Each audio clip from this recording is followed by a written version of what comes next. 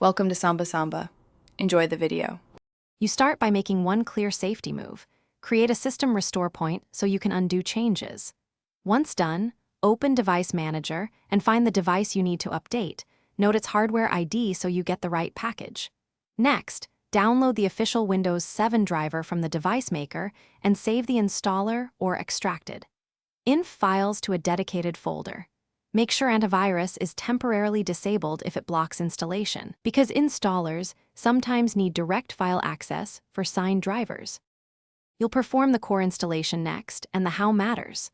Right-click the device in Device Manager and choose Update Driver Software, then browse My Computer for driver software. This lets you point to the folder you saved.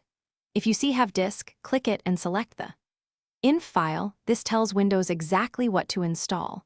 When an installer exe exists, run it as administrator, and if the package targets an older OS, use compatibility mode. This approach avoids mismatches and explains why manual selection is safer than after installation. You must restart Windows 7 so drivers load correctly and services initialize.